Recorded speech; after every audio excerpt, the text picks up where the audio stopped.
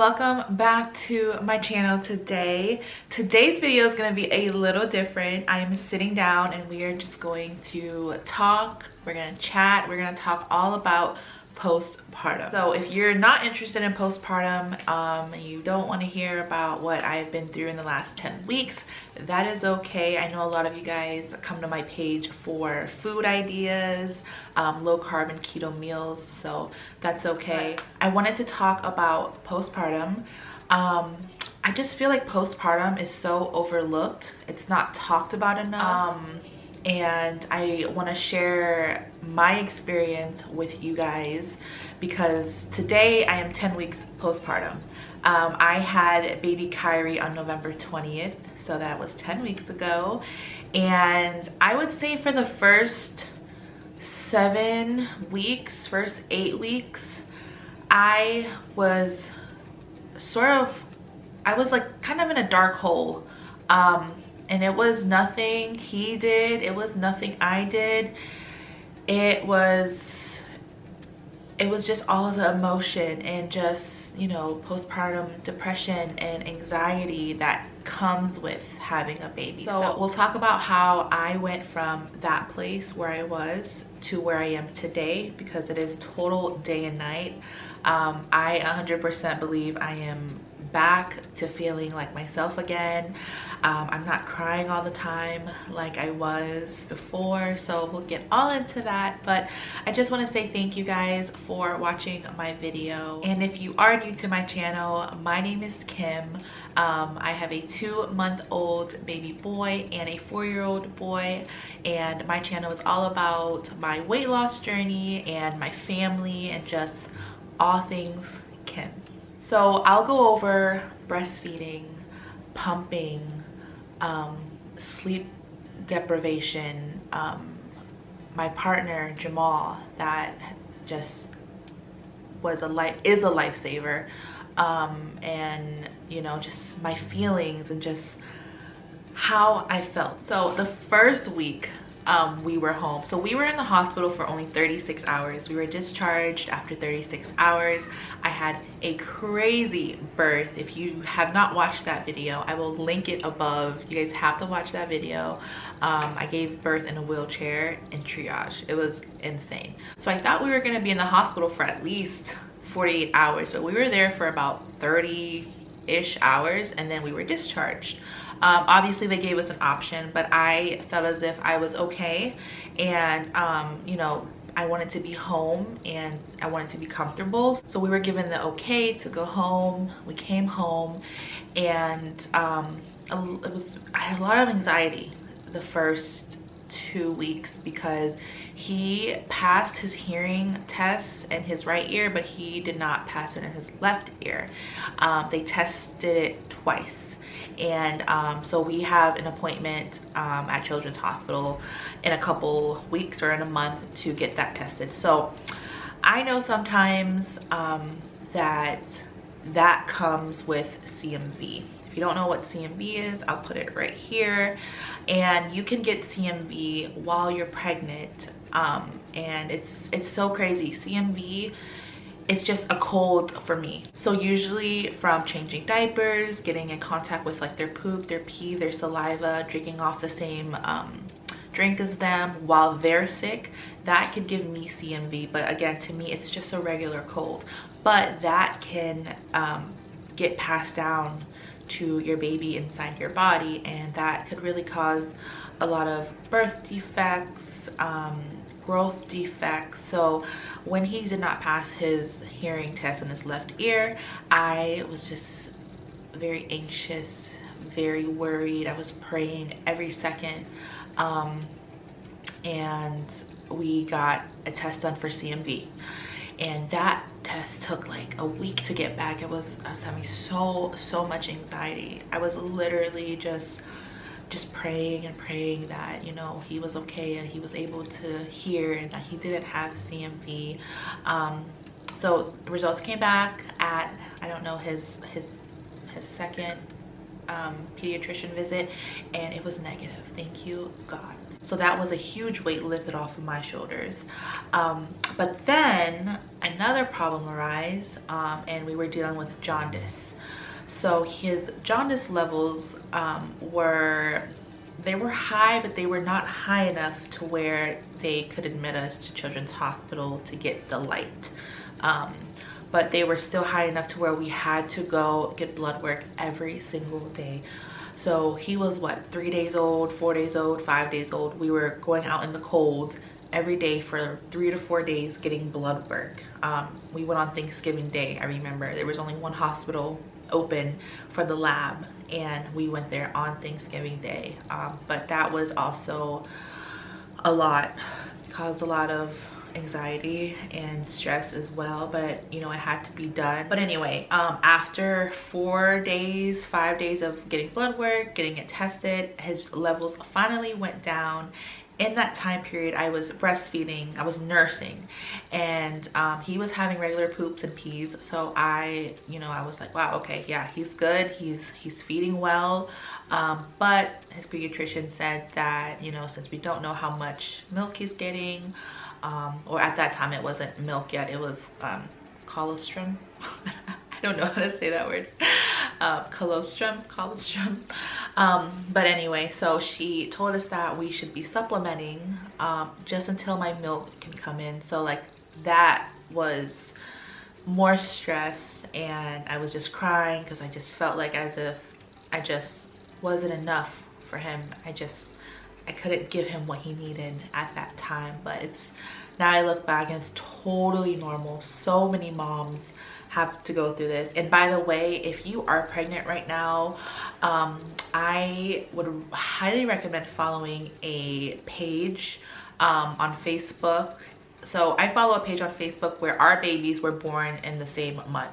So since he was due in December, I was actually following babies born in December 2021 and babies born in November 2021. So basically we're all moms, we're pregnant, we're basically the same amount of weeks, you know, we're like 4 weeks apart.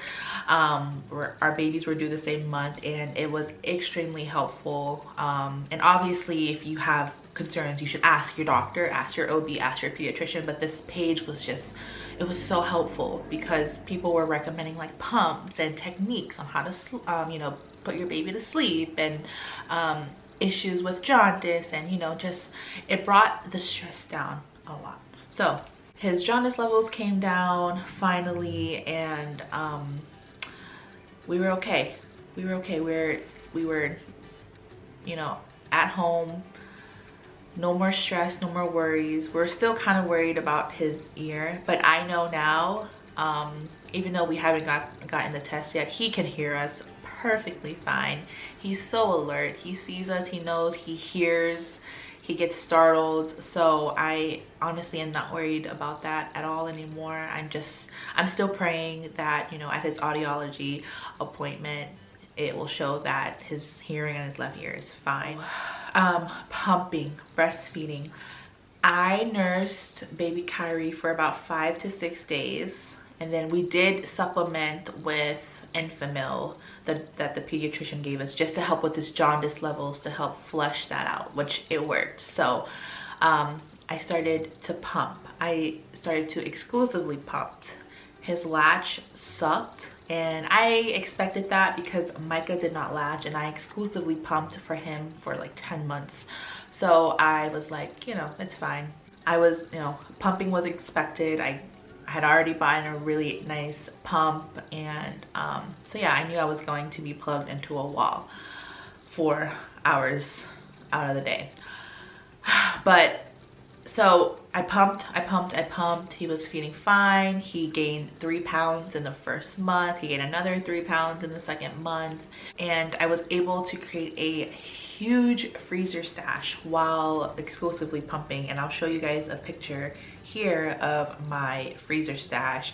This is all the milk that I have saved up, and this was in the first 2 months. So this is 2 months of pumping. I have about 400 ounces of frozen milk here.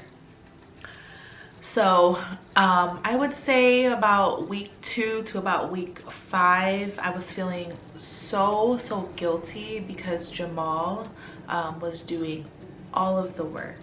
I was pumping every 2 to 3 hours. Baby had to, you know, feed every 2 to 3 hours. So every time it was time for me to pump, it was time for him to feed. There would be some times where I was able to feed him and then pump, but my boobs would feel so engorged and it was so painful. So Jamal basically he did everything, and I am so grateful for a partner. I don't think I could have done this without him. Literally, I don't think the newborn stage would have been possible without him.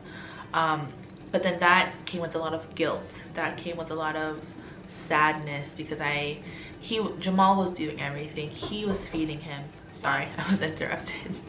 But where was I? I think I was talking about the guilt. So since Jamal was doing everything, he was changing the diapers, waking up at night, because I had to pump at night as well, and it was impossible for me to do both because I don't want a screaming hungry baby, and my boobs were also leaking. So it was just, and Jamal was there, and it just made sense for him to feed him at night. And so he just did everything around the clock. He is amazing. I'm just so blessed. I'm so grateful.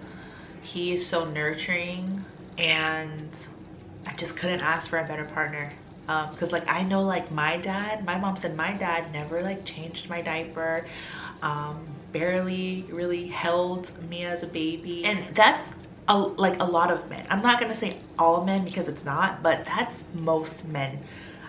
Like I said, I follow that Facebook page, and a lot of moms are on there complaining about how their husbands don't even want to hold the baby. They have no interest. And like for Jamal to willingly and happily, you know, do everything, wake up in the middle of the night and feed him, and you know, or even during the daytime, and just holding him all day is just, I just feel blessed, and it's an understatement.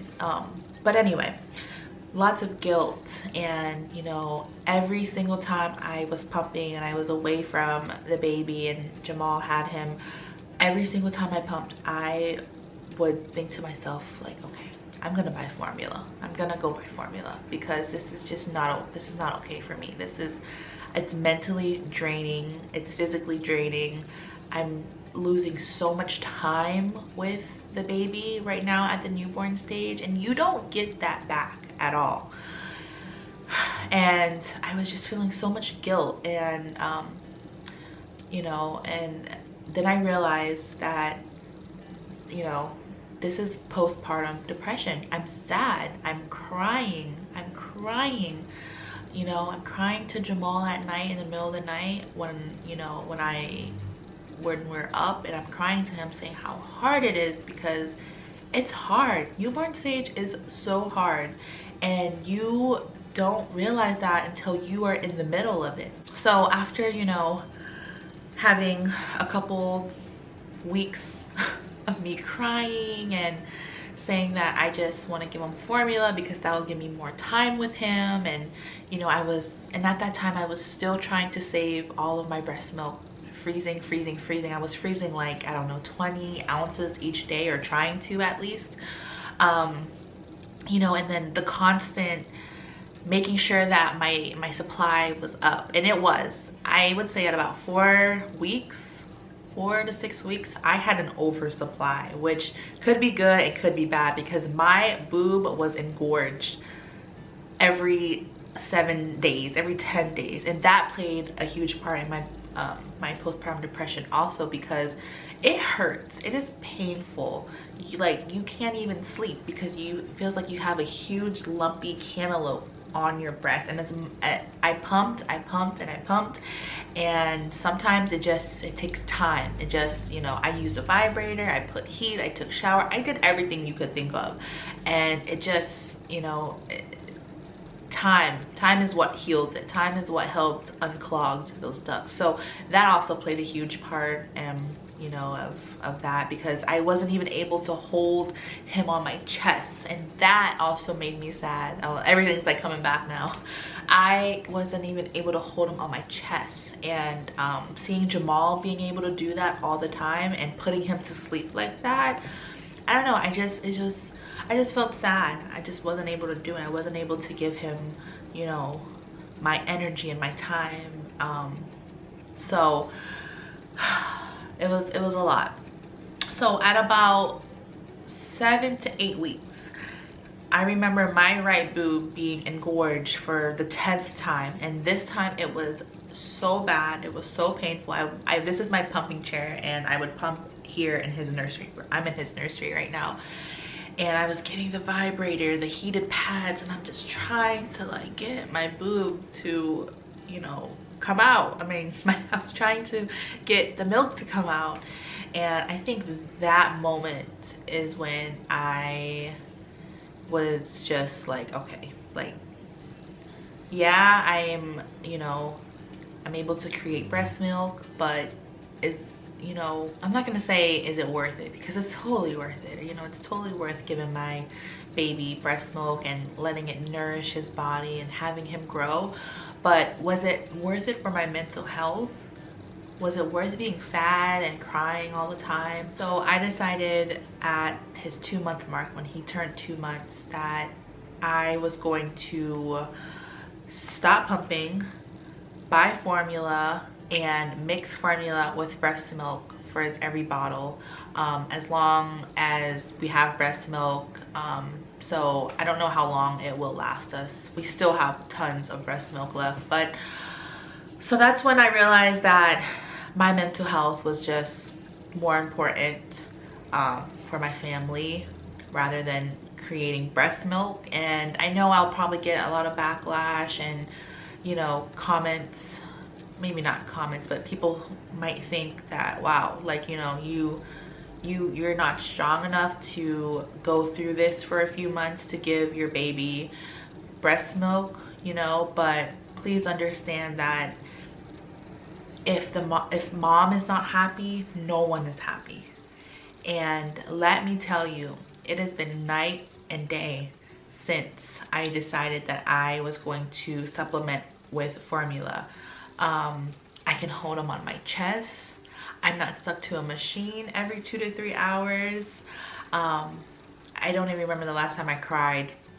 Maybe, I don't know, a month ago. And, you know, fed is best. Please remember that, because even though I was struggling with trying to change over and supplement with formula, just know that fed is best. As long as your baby is fed, as long as his or her tummy is full and he's burping and he's happy or she's happy, that is all that matters. You are a great mom, whether you decide to breastfeed, pump, bottle feed, or supplement with formula. You are a great mom. Please remember that. And luckily for me, Jamal reminded me every single day, every single time I cried, that I was a great mom. No matter how hard I was struggling, no matter how many times, you know, I went to him crying, saying I was sad, and how many days I didn't even hold the baby. Well, no, I did hold him every day, but you know, long periods of times where I didn't hold him because I had to pump, and then I had to clean the bottles, and I still had to do laundry, and just it was a lot. It was a hard first 7-8 weeks, and I expressed it on my Instagram. So if you follow me on Instagram, then you know the struggles that I had with you know, postpartum. One thing that I would say, and I know that everyone can't have that with different circumstances, is that having a baby with a partner that is so supportive, so nurturing, that's what helped me get through that dark time. And you know, Jamal is just, he's one of a kind. And I don't know if you guys can even feel that through my videos, because he doesn't really film with me. It's just mainly me, and you know, he makes his appearances, but you guys don't really get to feel how he is. and he's a nurse. And I had a friend on Instagram that messaged me saying that her husband is also super nurturing, you know, wakes up in the middle of the night, feeds the baby. He's also a nurse, and maybe, you know, maybe that has something to do, you know, with being so nurturing, is they just want to take care of people. They want to make sure that, you know, people are okay around them, especially your baby. I have two special people that, you know, a lot of people helped me through this time via Instagram, because you guys didn't know what I was going through on YouTube, because I didn't share it, but I did share it on Instagram. And I have these two amazing women that helped me through this journey so much, and they probably don't even know that they helped me through this journey just by talking to me, sending me messages, letting me know it's okay. Kim, oh, she's like my Instagram, YouTube, social media mom, and I met her from YouTube and Instagram, and she is so big on self-care, and her reminding me about self-care and putting me, you know, before anything is the most important. Because again, if, you know, mom's not happy, the whole house isn't happy. So she reminded me to always put myself first. She sent me Starbucks gift cards, Chick-fil-A gift cards to, you know, treat myself, and just to remind myself to go out, go get Starbucks, go do my favorite things. And then she also sent me another gift card to get my nails done, you know, and to have a spa day. So I honestly couldn't have gone through that without someone cheering me on and just reminding me that, you know, it's okay, it will get better, and time heals. And that is my favorite thing, because it's so true. Time heals. So if you're going through postpartum, you're you know, going through postpartum depression, and you're sad right now, or, you know, it gets better. Please talk to someone. It gets better. Having someone, you know, there just kind of telling you it's gonna be okay, it will be okay. And the other person, this amazing woman, her name is Frances. She's also like my mom. She texts, you know, I text Kim too, I text them both.